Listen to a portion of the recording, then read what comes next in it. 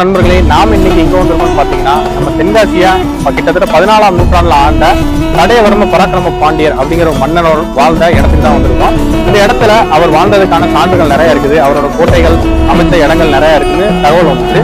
அதனால இந்த இடத்துக்கு போய் என்னென்ன சான்றுகள் இருக்குங்கிறத நம்ம பார்த்துருக்கோம். காலத்துல பாண்டிய மன்னர் தன்னோட குதிரைகள் எல்லாத்தையுமே லாடம் கட்டுறதுக்கு பயன்படுத்தி இது பாத்தீங்கன்னா எல்லா பக்கமுமே சுற்று வட்டாரத்துல தண்ணி போற அமைப்பு இருக்குது.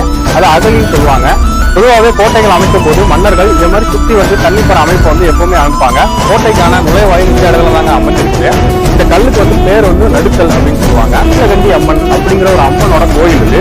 இந்த கோயில்ல இருக்க இந்த அம்மனை தான் அந்த காலத்துல மன்னர் கொற்றவையா வணங்கியிருக்கார். தென்னாட்டு காசி அப்படின்னு அழைக்கப்பட்ட நம்ம தென்காசி பெரிய கோயிலை கட்டின பராக்கிரம பாண்டியன் அவரோட வாழ்ந்த இந்த இடத்தோட முழு தகவல் நம்மளோட Facebook மற்றும் YouTube பக்கத்துல நம்ம பதிவு பண்ணியிருக்கோம்.